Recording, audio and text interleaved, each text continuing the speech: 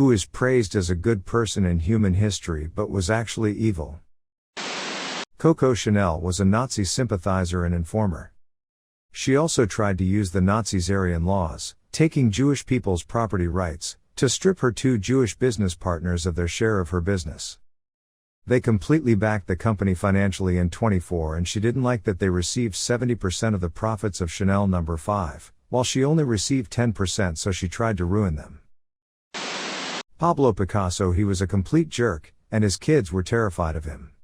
He would beat his girlfriends and draw them while they cried.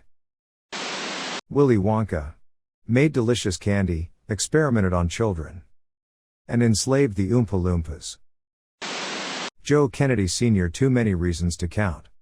I read Gloria Swanson's autobiography, and she talked about her relationship with him. She first approached him about helping her manage her money and maybe investing it. He put on the full court press to woo her. He was very married at the time, showering her with gifts, even buying her a new car. She soon found out that all of the money he had been spending on her was her own. She had given him access to it to invest for her. She was one of many. Ferdinand Marcos, a dictator who killed a lot of people and brainwashed them. It is also one of the reasons why his son is sitting right now as a president of the Philippines despite not finishing a college degree. It hurts to see my entire family glorify him like some type of god. Cesar Millan. He met his wife while she was underage. He left her and she came back when she turned 18. Romantic, right? Well, he left her after she had his baby and got sick. Also, he had a very hostile work environment because his super aggressive bully Breed Jr. would run the halls. Allegedly it attacked numerous workers and even killed Queen Latifah's dog, and he just swept it all under the rug until it started being spoken on. And his murder mutt attacked and crippled a 14-year-old gymnast, a very talented and Olympics-bound athlete, ended her career, and he settled for an undisclosed amount in a lawsuit. People worship him anyway. Owen Kellogg, founder of Kellogg's cereals, was a vocal eugenicist, and he was particularly concerned with race degeneracy. He believed that race was threatened both by racial mixing and mental defectives. In 1906, John Harvey Kellogg created the Race Betterment Foundation in Battle Creek, Michigan, which sponsored a series of conferences at its sanitarium in 1914, 1915, and 1928. He also created an intricate eugenics exhibit at the World's Fair. Ellen DeGeneres. I hate that she had me fooled for decades.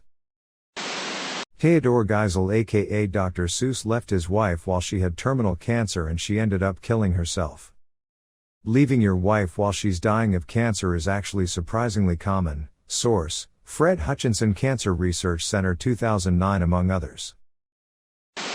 Henry Ford. Outspoken white supremacist and had alleged connections with Nazi Germany. Also pushed square dancing in schools because he hated jazz. Chaplin. Yeah, that one hurt. Charlie Chaplin? What did he do? Loved him young. Andrew Jackson. He's celebrated as a statesman and the 7th president of the U.S. with the nickname Old Hickory. He's on the $20 bill. In reality, he was a violent, cruel man, a slave master and racist who signed the Indian Removal Act and is responsible for the Trail of Tears. He also killed Charles Dickens. Edit: Oops, Charles Dickinson. Woodrow Wilson. The man actually won the Nobel Peace Prize but was a notorious racist and set the standard of American interventionism for the rest of the century. I heard a story once that Ho Chi Minh once hoped to meet Wilson in Paris, hoping that he would be able to get the president to champion his cause for decolonizing Vietnam.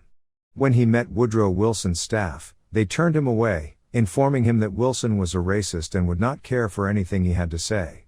Soon after, Ho Chi Minh picked up the Communist Manifesto. I had no idea Woodrow Wilson and Ho Chi Minh almost crossed paths. Thomas Jefferson. Raped a slave girl repeatedly and fathered 6 of her children. Edit: If you think a 14-year-old slave girl can actually consent to sex with her 44-year-old master who legally owns her and can beat and whip her, you must be with the Taliban or something. Not to mention, the man enslaved his own children. I don't know anyone, right mind or not, who could think that is acceptable behavior. Thomas Edison. He pirated Tesla and Marconi's work among others. We was as greedy and crooked as he was brilliant. Didn't he also electrocute a bunch of cats and dogs in public demonstrations in an attempt to make AC electrical power look super dangerous? Elephant. John Lennon. The man was a hypocrite. He most certainly didn't practice what he preached, seeing as how he was abusive to his first wife and cheated on and left her for Yoko. He abandoned his firstborn child and has publicly admitted that he only loves his son from Yoko and not the son from his first wife, and on top of it all, he had a very violent temper. Yep, and yet people try to make him out as some sort of poster child for peace. The man was a good singer and writer, but he was a crappy human being. Christopher Columbus. When European colonial powers of the 1500s arrest you for crimes against humanity because you're abusing the natives too much, you've gone way, way, way too far. The man was a monster whose excesses disgusted even his own peers in his own time. Can't remember precisely, but knowing better made a vid arguing that he was essentially arrested for punishing Europeans who abused natives, not because he was brutal to the natives himself. Robert E. Lee. He was a commissioned officer in the U.S. Army who broke his oath to join a violent rebellion against and declare war on America.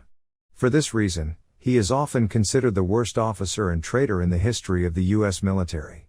Benedict Arnold was also bad but failed to cause as much damage with his betrayal. In many parts of the American South he is still celebrated for this treason. Right. The man who literally led the charge to keep millions of people enslaved is widely regarded as a pretty good guy. Steve Jobs. Yeah, this guy was worshipped 10 to 15 years ago. I'm happy that people are being more honest about him being an absolute poss. Me too, honestly. For some reason our society tends to align success, money, and attractiveness all on the same level of godliness. Lol. If you're attractive and wealthy, there's no way you do bad things according to many. He wasn't conventionally attractive according to society's standards, emo, but ticks the other boxes. He give us things, we grateful. Jimmy Savile. Complete and utterly disgusting. Everyone thought so highly of him in regards to charity work, yet somehow our corrupted government and justice system failed so many children regarding accusations made whilst he was alive. Correct me if I'm wrong, but no one still looks up to him, right?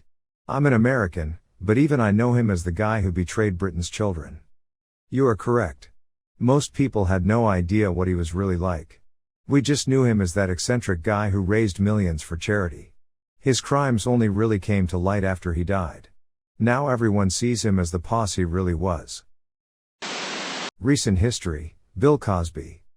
Yes, I was appalled and disappointed to find that he is such a pile. I loved watching his stand-up when I was younger because it was clean comedy. Lo and behold, behind the curtain he was date-raping women. What a disappointment. Yes. I suppose sometimes you have to be suspicious of someone trying so hard to appear to be the good guy.